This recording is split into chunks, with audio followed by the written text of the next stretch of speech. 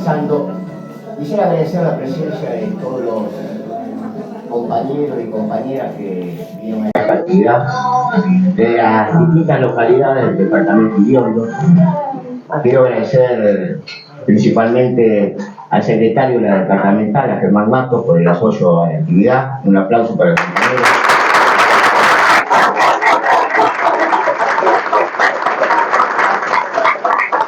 Agradecer la presencia del concejal de Cañada de Gómez, Diego.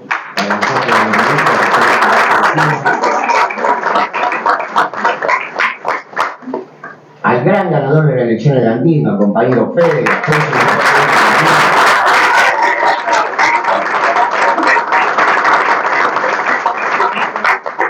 A la juventud peronista. Y sobre todo al futuro que es presente. El futuro se hace presente con los compañeros de la juventud peronista.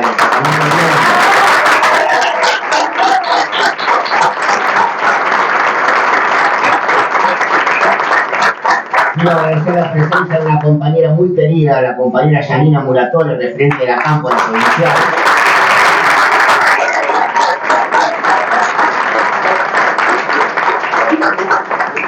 A compañeros de humanistas de Córdoba que han llegado y de Capital.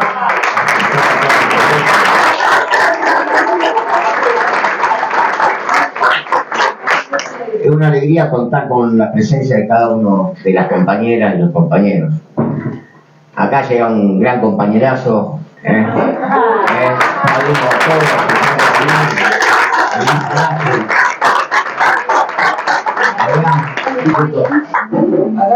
Acá tenemos una silla para el compañero presidente comunal. Bueno, no quiero estirar más en la presentación. Hoy contamos con la alegría de estar con una compañera que llegó al triunfo en la ciudad de Rosario después de muchos años, encabezando la lista con Juan Monteverde y la compañera Norma López.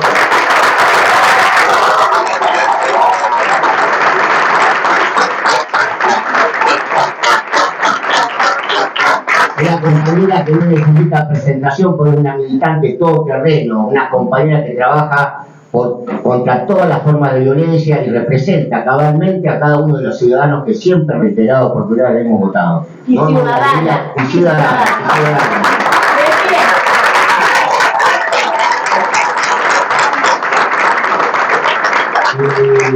Y sobre todo un fuerte aplauso para Miriam Barberena, la de la educación, escritora, y una trayectoria de muchos años en el humanismo universalista y en el siloísmo. Bienvenida, compañera, un gusto que puedas presentar este libro de acá. La dejo con Norma y con Miriam. Gracias.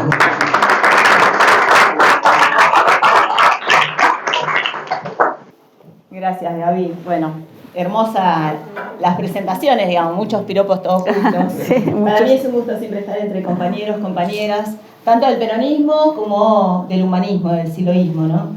Recién le preguntaba a Miriam por qué los tres, porque no sabía, y eran paz, fuerza y alegría, ¿no? Así que están contemplando ahí también el tema de la felicidad del pueblo y la grandeza de la nación, y viva Perón, como nosotros solemos hacer para reivindicar las mejores luchas populares y los mejores momentos de un país. Y realmente a mí el libro de Miriam me sorprendió.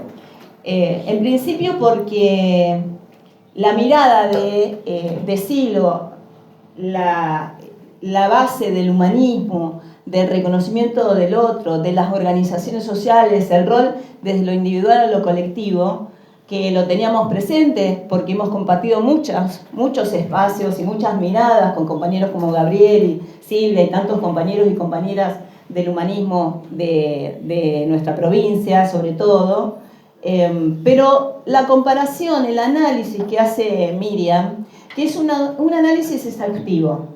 En principio porque pasa por distintas comparaciones y análisis de las distintas teorías filosóficas, el abordaje filosófico tanto de la mirada de Juan Domingo Perón como de la mirada de Silo. Y en el abordaje de lo que significó en 1949 la comunidad organizada y cómo años después Silo toma algunas cuestiones, según Miriam, es un heredero sin conocer realmente, quizás sin la conciencia del momento histórico del Perón, porque no fue, el Silo en sí no fue un adherido a Perón, pero sí de reivindicación al peronismo.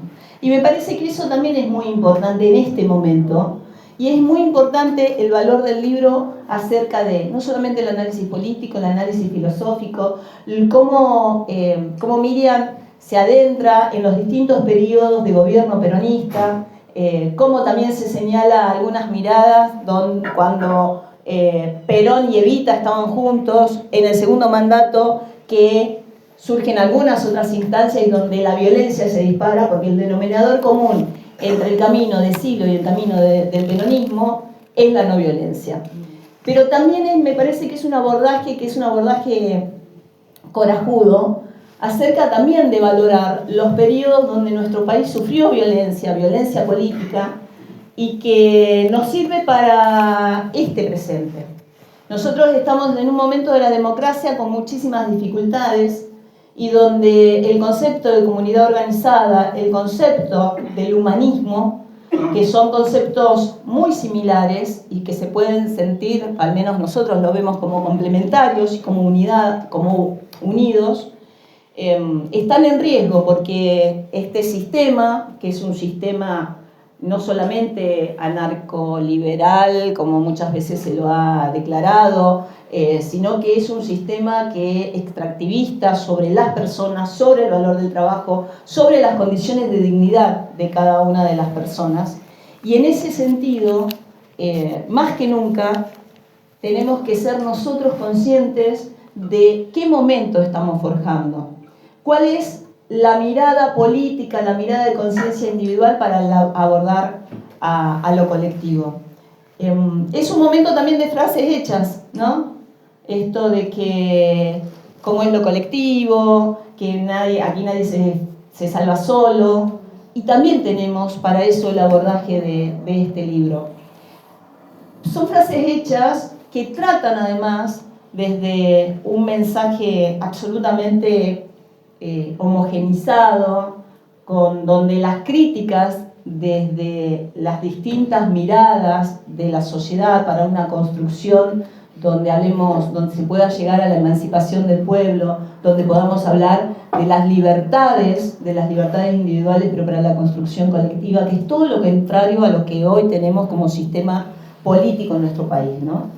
Con la persecución a las personas, con el hostigamiento a los pensamientos, con el hostigamiento también a las prácticas políticas. Entonces, en un momento de tanta persecución y de tanto hostigamiento, de tanta violencia, este libro nos viene a hacer reflexiones muy importantes y que además nos atraviesa a muchos conceptos que veníamos desde que cada uno de nosotros empezamos a militar.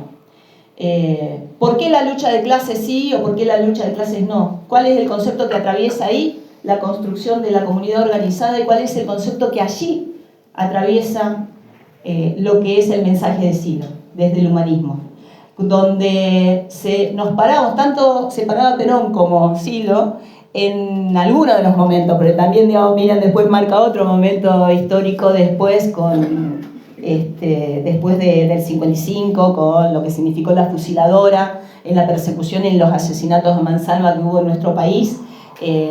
También, digamos, otro mensaje de Perón, y que es muy interesante la parte donde hay una correspondencia entre el que fue confesor de Evita, el cura Hernán Benítez, con Perón, un Perón exiliado, porque estaba en ese momento, ¿dónde estaba? Debe haber estado en Venezuela. En Venezuela, sí. Donde hacía como una crítica a su mensaje de paz, de construcción de la paz de Perón, ¿no? Así mismo se hacía la autocrítica, dolido absolutamente, porque habíamos salido de la fusiladora, lo que significaba la proscripción del peronismo, la proscripción del pueblo, la persecución al pueblo por sus ideas. Entonces también ahí valorar lo que significa estas miradas de crítica, de autocrítica, de un líder, y cómo lo podemos ver años después, algunas de esas miradas también en Silo. Y lo otro que me parece también corajudo de Miriam Es decir, que Silo toma el legado de Perón, sin ser peronista y criticándolo a Perón, pero sí revalorizando y valorizando mucho al peronismo como un movimiento social, político y emancipador. Así que es un libro que no se puede dejar de leer, y menos en esta época, y menos a la luz de lo que nosotros estamos haciendo aquí en la provincia de Santa Fe, porque venimos el peronismo, el Movimiento Nacional y Popular. Cuando digo Movimiento Nacional y Popular también hablo del humanismo, que hemos construido muchas instancias en un montón de localidades y en la provincia y a nivel nacional durante los procesos del peronismo, de Néstor y de Cristina. Creo que hoy lo que nos está pasando es que volvemos a tener conciencia de que tenemos que estar de pie, volvemos a tener conciencia de que la construcción tiene que ser una construcción con todos los sectores y todos los espacios en que creemos que el movimiento nacional y popular, no solamente el peronismo, sino todos los sectores que abrevamos en lo que significa el rol del Estado, lo que significa el trabajo, los y las trabajadoras, y lo que significa sobre todo prestar atención a que cómo construimos en unidad, pero con todas las diferencias que podemos tener. Porque lo peor que podemos hacer es negar las diferencias y tratar de ser iguales. Aquí la riqueza del movimiento es trabajar en una base de coincidencias que nos haga posibilitar el mejor desarrollo territorial, el mejor desarrollo de ideas y sobre todo el de la unidad de acción, porque lo que tenemos enfrente no es solamente el enemigo, es quienes vienen a conducir un país tratando no solamente del extractivismo, sacando el valor de las personas, la indignidad. Digo, cuando se habla de las políticas de crueldad, es otro término que estamos muy acostumbrados a escuchar últimamente, pero lo que hablamos es justamente de la dignidad de las personas. La política es para la transformación, es para la justicia social, es para el humanismo. Una de las cosas que, por ejemplo, habíamos dejado de lado del peronismo, y no digo que lo hayamos recuperado todo, pero creo que sí tiene que ser parte de una de nuestras autocríticas, y que tienen que ver incluso con la quinta verdad peronista, que la cita también Miriam, cuando Perón habla de una nueva filosofía de vida, como es el justicialismo, profundamente cristiana y profundamente humanista. Nosotros hemos dejado de lado este concepto muchas veces por lo que significaba construir las herramientas políticas, las herramientas sociales para poder avanzar en mejores condiciones de vida. Pero nos olvidábamos de que cada espacio social y cada espacio político se construye también con las individualidades. Haber dejado muchas veces de lado los valores humanistas significó también dejar de representar los sectores que históricamente representamos. Esa es la construcción que yo creo, y humildemente lo digo, que tenemos que volver a pensar. ¿Cuál es? ¿Tenemos una clave como para poder volver a recuperar los espacios que hemos perdido, para volver a retomar los caminos donde los compañeros y las compañeras han ganado, como en el caso de Andino, el esfuerzo que hacen en tantas comunas, en tantos municipios, en tantos pueblos? Bueno, el camino es la unidad, reconociéndonos unos a los otros, pero tratando sobre todo de que la conducción es la persuasión y no es el autoritarismo, que hoy lo tenemos tan metido entre nosotros. Yo, compañeros y compañeras, no quiero seguir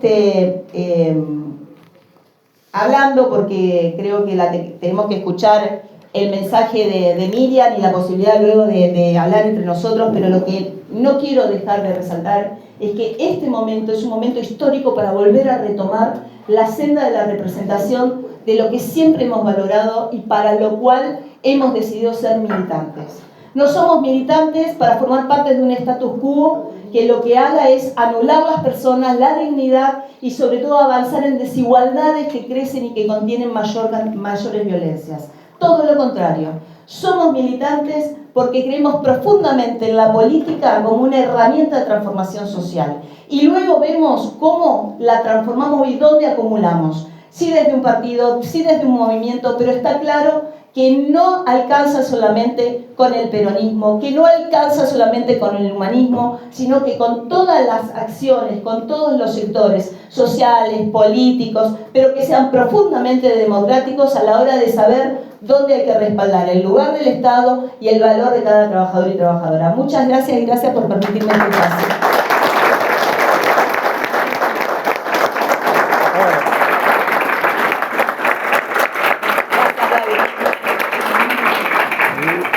Muchas gracias, Norma López. Nada más y lo dejo conmigo. Bueno.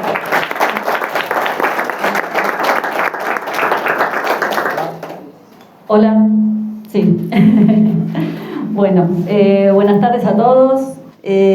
Mucha emoción me da estar acá.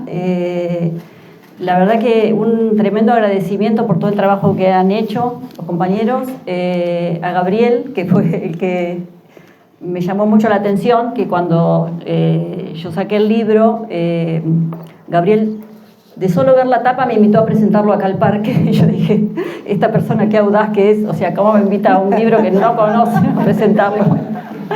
Así que muchísimas gracias por todo el trabajo que han hecho.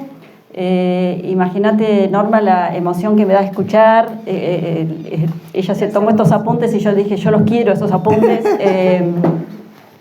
Porque obviamente el trabajo de escribir es un trabajo muy solitario, que a mí me gusta hacer, pero es un trabajo solitario. Y cuando uno escribe siempre está pensando en la posibilidad de que otros lo lean y también en el temor de que nadie lo lea. O sea, entonces yo tenía una compañera con la que estuve intercambiando mucho cuando estaba pensando este libro. Y a mí me gusta mucho estudiar, o sea, lo que más me gusta hacer es estudiar, y cuando me puse a estudiar a Perón, viniendo desde un paisaje de formación y desde muchos prejuicios antiperonistas, o sea, de conocer mucho la parte, como el discurso más oficial de una cosmovisión antiperonista, ¿no? Entonces conocer todas las facetas oscuras de Perón, tenerlas muy claras, el Perón que había dicho por 5, ¿cómo es? 5 por 1. Por 5 de los... Por cada uno de los nuestros que caigan van a caer 5 de los de ellos, ¿no? Y otras frases así que tiene Perón que realmente son bastante chocantes, que son justamente del Perón de la segunda presidencia, ¿no? Cuando ya empezó a tener como muchos problemas y la resistencia antiperonista era muy fuerte y aparecían bombas ponían bombas en sus discursos, ¿no? Entonces es como que Perón tuvo una retórica muy violenta, una retórica muy violenta. Entonces esa parte yo la conocía muy bien. Entonces cuando empecé a descubrir esta otra faceta de este Perón que había dicho, ese discurso que cierra el Congreso de Filosofía en 1949 en Mendoza, ¿no? Mendoza, Silo nació en Mendoza, empecé a tener como muchas resonancias de lo que para mí era como la cosmovisión humanista. Entonces me parecía como muy raro, ¿no? De que había un Perón, ya les digo, lo que conté antes, quién era Perón para mí, que había un Perón que hablaba de las cosas que hablaba en la comunidad organizada, esta cuestión de que el yo se realiza en el nosotros, lo fuerte que es la cuestión ética en la comunidad organizada, cómo Perón reflexiona con mucha profundidad acerca de la cuestión ética, de la cuestión moral. O sea, era un Perón que para mí no podía reconocer yo que era Perón el que estaba diciendo eso. Incluso los peronistas sabrán, a lo mejor otros que no son peronistas también, que se ha discutido mucho acerca de la autoría de Perón sobre la comunidad organizada. O sea, muchos peronistas, por ejemplo, José Pablo Feynman, afirma que Perón no escribió la comunidad organizada. Y muchos lo dicen en el sentido de decir, Perón no podía escribir un texto tan filosófico. ¿De dónde Perón iba a escribir un texto tan filosófico? Claro, y tranquilamente, si uno no se puso a estudiar quién era Perón, te convence rápidamente de decir, bueno, era un militar, ¿cómo vas a saber tanto de filosofía? Bueno, resulta ser que Perón era un tipo súper estudioso. Ya para el 49 Perón había nacido en el 93, o sea, tenía 55 años, había sido profesor de militares, de la escuela de guerra, y estudiaba mucho sobre filosofía, sobre sociología, era un lector ávido, lo fue toda la vida. Entonces es obvio de que Perón sí tenía cómo escribir ese libro. Incluso es bastante probable que la comunidad organizada esté un poco intervenida con otras voces, entre ellos Benítez, El otro que probablemente haya metido algo en el texto es Carlos Astrada, que era un filósofo que en la época de Perón era un filósofo muy fuerte, que había estudiado con Heidegger. O sea, había ahí algunas otras manos que probablemente, no sé, los que han leído La Comunidad Organizada, es un texto un poco oscuro. O sea, no es un texto que uno te lo puedes leer y no puedes parar, no pasa eso. Tiene algunas idas y vueltas, o sea, como que no. Y a mí me parece que sí se puede ver que a lo mejor hay más de una mano ahí, pero que el mensaje de la comunidad organizada es claramente un mensaje de Perón. Claramente es un mensaje de Perón, incluso Perón todo el tiempo, o sea, cuando estuvo en el exilio y cuando ya estaba la proximidad de que Perón volviera, Perón hablaba mucho de hay que leer la comunidad organizada, hay que estudiar la comunidad organizada. Hay incluso en estos cosas que están subidas, debe haber sido esa entrevista muy larga que le da Perón a Solán, ¿cómo es? Sí, Pino Solanas, sí, hay unas entrevistas muy largas, y ahí Perón dice, hay que leer la comunidad organizada. Yo había escrito un libro más lindo y más sencillo, se lo dio a los filósofos y me lo estropearon, pero igual hay que leerlo. Entonces, a mí me parece que sí, que cuando uno se pone a leer y a estudiar la comunidad organizada, es un tipo de lectura. Después, cuando yo termine de hablar, que no sé cuándo, me va a gustar escuchar a los que hayan leído La Comunidad Organizada cómo les suena, pero a mí me parece que La Comunidad Organizada es un libro para leerlo como se leen los textos sagrados, buscando inspiración. Es como más, o sea, no es exactamente un programa político La Comunidad Organizada. Entonces, Perón, por ejemplo, dice, en estos momentos, o sea, 1949, Perón dice La Comunidad Organizada en abril. En marzo se había sancionado la Constitución. Era digamos, un momento histórico muy posguerra, ahí nomás, digamos, ¿no? Entonces, Perón dice, en estos momentos nosotros tenemos que volver a la filosofía, porque es la filosofía la que nos da como un lugar desde donde pararnos, desde donde verdaderamente pararnos. Hace como valora un montón el tema de la filosofía, de la reflexión filosófica. Incluso hay un diálogo muy lindo entre Perón y el padre Hernán Benítez, que, o sea, ese congreso de filosofía, Hernán Benítez era uno de los organizadores, y en ese congreso de filosofía se jugaba la postura existencialista representada por Carlos Astrada y la postura escolástica representada por Hernán Benítez, que era jesuita. Entonces, parece ser que la intervención que Benítez quería hacer sobre el discurso de Perón era una cosa mucho más escolástica. Y el discurso de Perón de la comunidad organizada reconoce, por ejemplo, el valor del cristianismo, ¿no? Cómo el cristianismo trae el amor, y trae el hecho de que el ser humano es algo sagrado, ¿no? En oposición a lo que había sido el pensamiento griego, que el pensamiento griego tenía más que ver con la comunidad. Entonces, el tema del amor universal que trae el cristianismo, Perón lo rescata, pero no es para nada un texto cristiano, para nada. Incluso cuando cierra la comunidad organizada, Perón lo trae a Rabindranath Tagore, que es un referente, digamos, de Oriente, como, digamos, la representación del espiritual. Ahí estaría en Rabindranath Tagore, cuando dice, nosotros desde la mansión de la paz podemos materializar el mundo de la cultura. Entonces uno lee eso y no dice, acá que está hablando es un católico y lo que quiere es que seamos todos católicos, en absoluto. Entonces parece ser que a Hernán Benítez no le gustó, o sea, la amplitud espiritual del libro, y se lo cuestionó y le dijo, pero ¿cómo se le ocurre tener un discurso tan pretenciosamente filosófico frente a los filósofos más importantes del mundo en ese momento? Era como que, o sea, hay que ponerse a hablar de igual a igual, ¿no? Frente a todos los filósofos. Y entonces Perón le dice, no se preocupe, padre, Bueno, y Hernán Cuide la Benítez, iglesia, una cosa así, cuide la iglesia. Hernán Benítez, claro, Hernán Benítez era como que insistía, le dice, padre, no se preocupe, no lo van a leer, y si lo leen no lo van a entender, o sea, y parece ser que Benítez se puso medio pesado, y entonces Perón le dijo, padre, parece que el que no está entendiendo es usted. O sea, esas anécdotas de Perón, que hay cientos de miles, ¿no? Ese Perón tanto de contacto de humano a humano.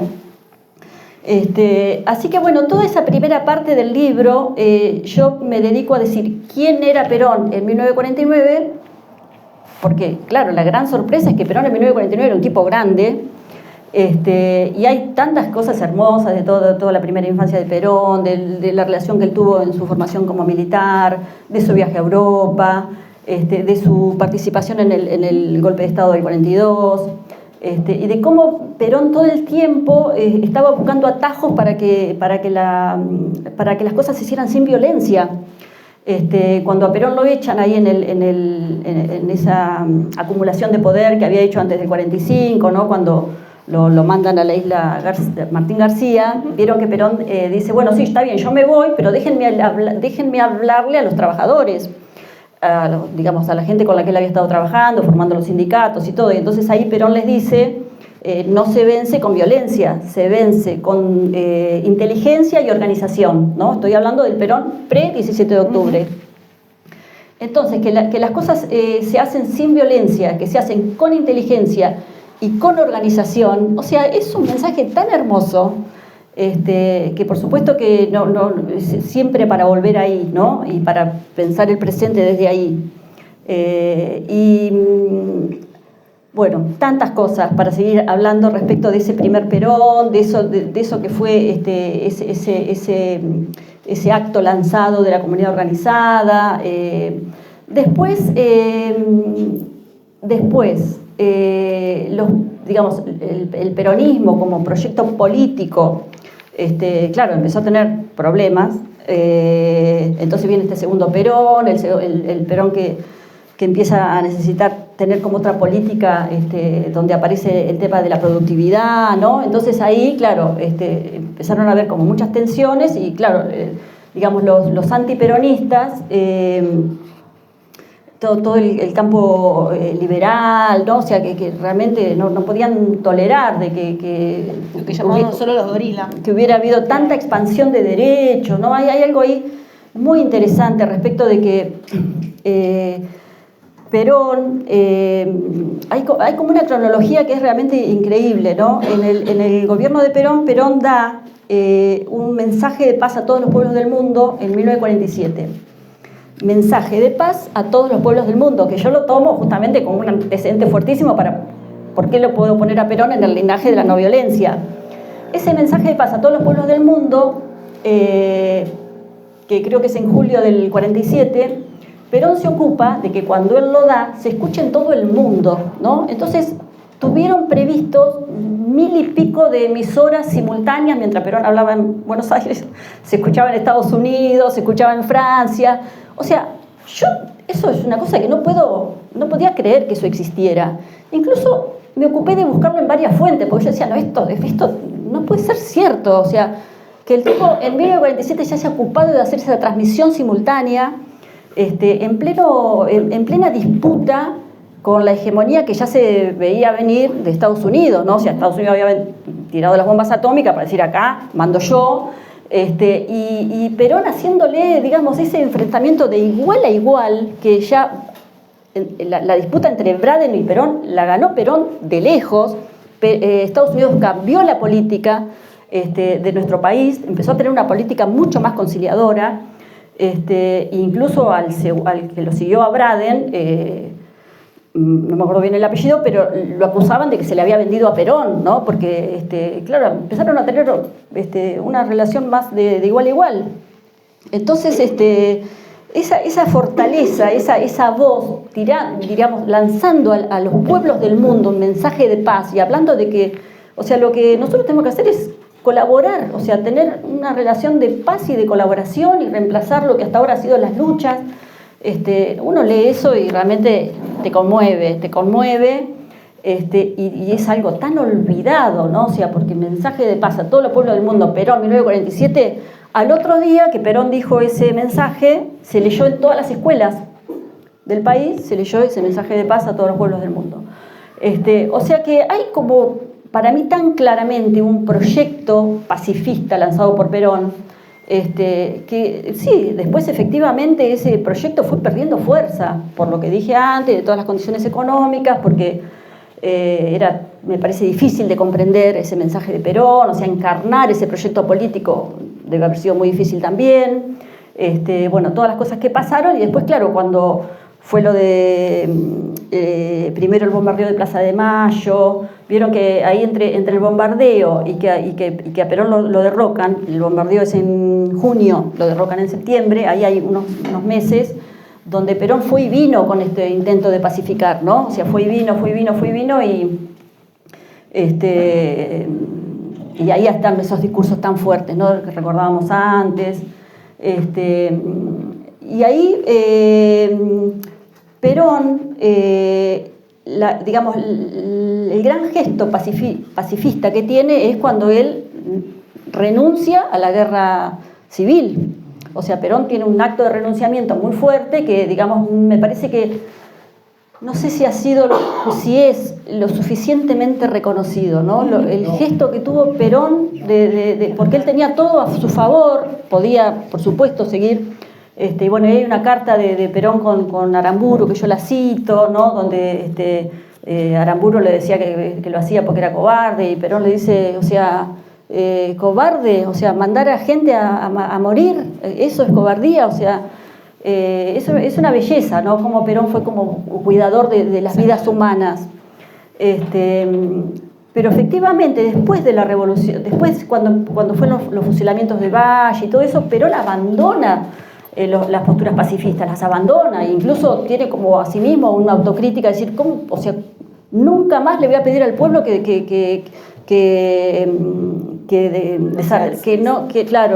deje las armas.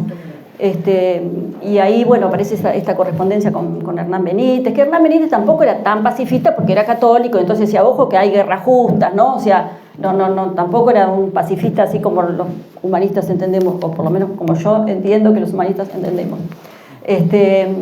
Bueno, la cuestión es que la verdad que el personaje de Perón a mí me llena como de ilusión, de cómo yo, que vengo del campo antiperonista y he construido esta admiración por Perón.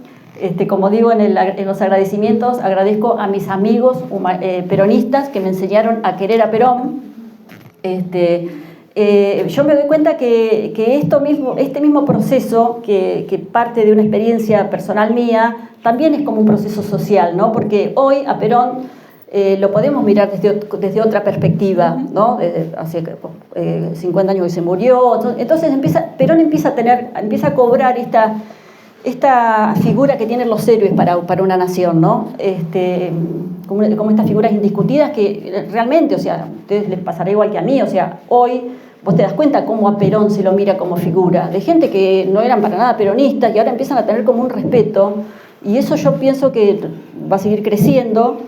Y me gusta mucho esta cosa en el libro como yo trabajo, las continuidades del siloísmo desde el peronismo, pensando en el campo pensándolo al peronismo como un paisaje de formación de silo, bueno, por un montón de cosas que no las voy a dar en detalle porque en algún momento tengo que terminar. Porque tenés que vender el libro.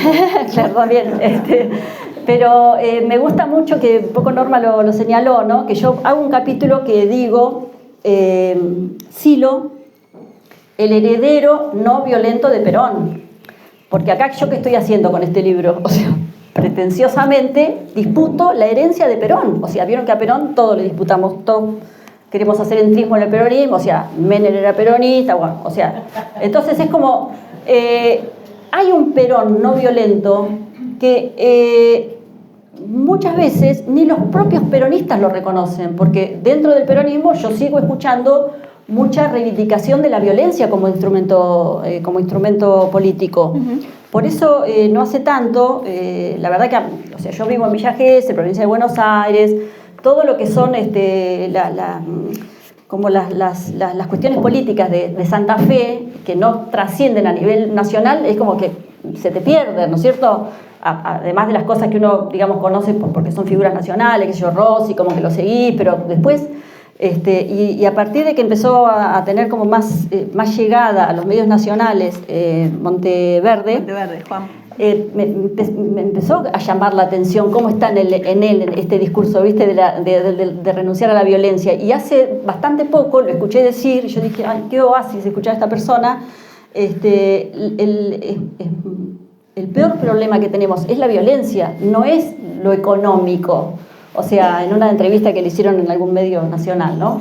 Y bueno, entonces, cuando uno empieza a darse cuenta de que en realidad hay un tema con la violencia, me parece que ahí es donde Silo tiene como una conceptualización, un trabajo sobre la no violencia, que a la que dedicó toda su vida, digamos, ¿no? La primera intervención pública de Silo, que nosotros consideramos como el lanzamiento, esa curación del sufrimiento, que fue en 1969, ahí Silo dice, este mundo está por estallar y no hay forma de parar la violencia.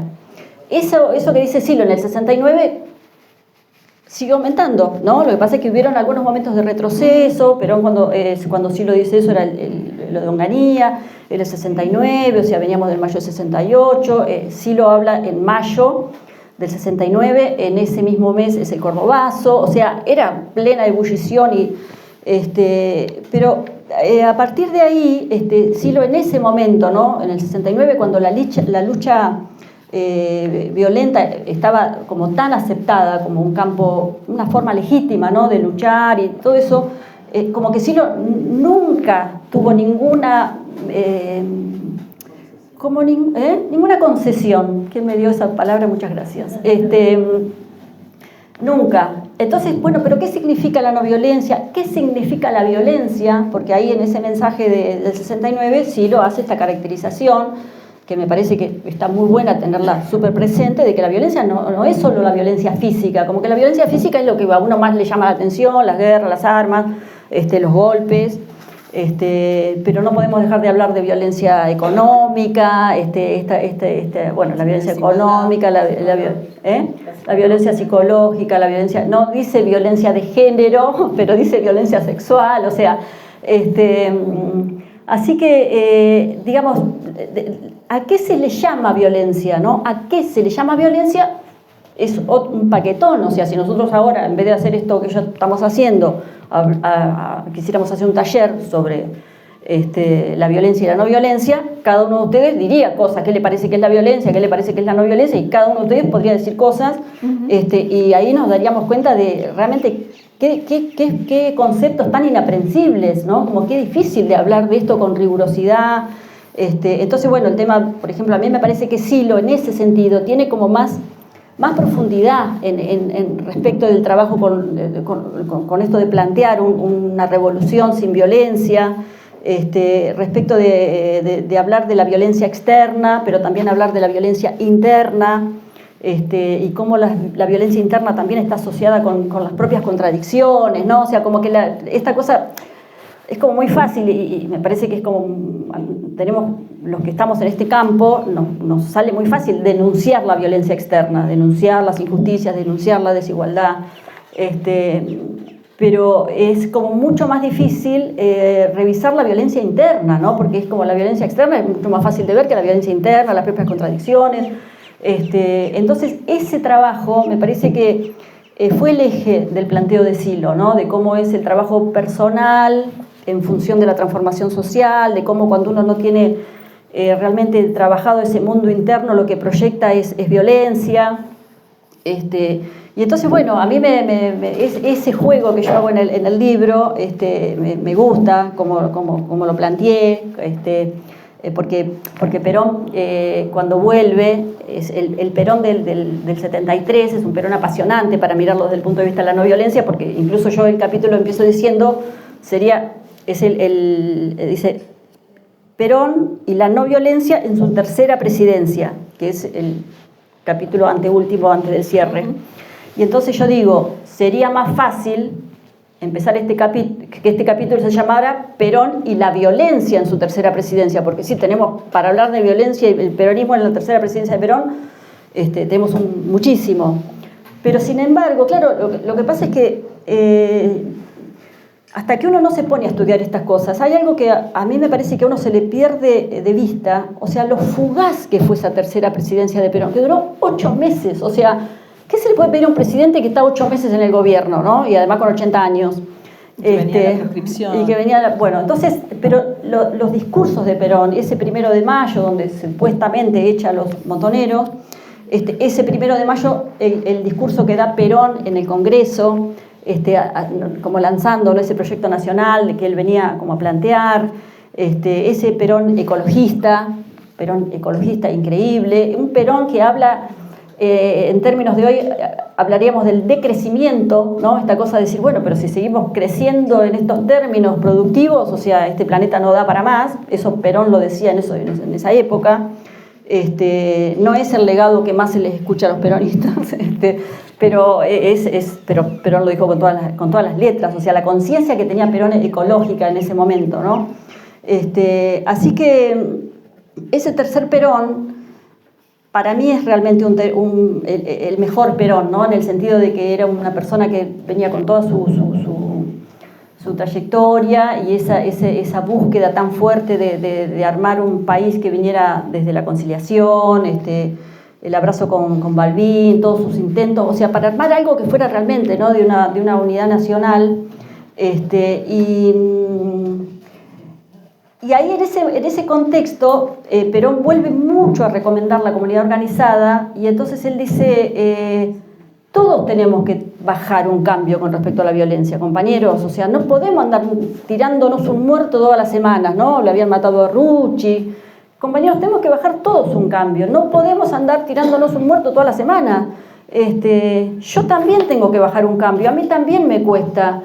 Yo soy el primero que me tengo que andar tirándome de la cola. Yo soy militar, dice, ¿no? Entonces es como, esa representación, ese discurso de Perón, de sí mismo, yo digo, claro, pensar que uno va a trabajar la no violencia interna, simplemente por esta voluntad, no alcanza. Por eso yo en el libro me permito hacer una cosa por ahí medio pretenciosa, bueno, ya son las cosas que a mí me gusta trabajar desde mis recorridos más intelectuales, ¿no? Pero yo digo que el trabajo interno en el humanismo está muy desarrollado, bueno, todo este parque está hecho para que uno venga acá a hacer trabajo interno, pero además de toda la propuesta de trabajo interno que tenemos adentro del humanismo, hay otras formas de encarar la violencia interna, como por ejemplo todo lo que viene a ser el psicoanálisis, todo lo que viene a ser la propuesta de Foucault respecto del microanálisis del poder, ¿no? Que nos aportan un montón, o sea, a uno les gusta un recorrido, a otros les gusta otro, pero como vos decís, hay mucha amplitud, pero lo que está claro es que para uno hacer una renuncia de la violencia, hay que hacer mucho trabajo, interno y externo también, obviamente, pero realmente cuando uno logra ese convencimiento de que la lucha es no violenta, es como que eso se te vuelve como fuerza, ¿viste? Porque viste que hoy cuando vos escuchás los discursos políticos que están muy anclados en la no violencia, vos te das cuenta lo imbatible que es ese discurso. Por eso es la fuerza de la no violencia, ¿no? O sea, como que es algo que desde ahí, bueno, todas las cosas que cuando la no violencia estuvo tan clara, ¿no? Toda la lucha política de Gandhi, ¿no? Que es muy contemporáneo a Mensaje de Paz a todos los pueblos del mundo, es la época en que Gandhi logró la liberación de la India, o sea, cuando hay esa claridad, pero claro, esa claridad y ese trabajo conjunto se logra cuando la gente hace mucho trabajo interno, porque si no, no alcanza, o sea, es como que uno quiere lo mismo, queremos lo mismo, pero bueno, finalmente terminamos disputándonos espacios de poder, terminamos digamos, viendo como enemigo al que tenés más cerca, ¿no? Que es el compañero. O sea que la apuesta por la no violencia no es una apuesta ingenua, pero en absoluto es una apuesta ingenua. Bueno, con respecto al cierre que yo hago en el libro, a mí me gusta mucho pensar formas organizativas que tienen más como la forma de un círculo, que tiene más que ver con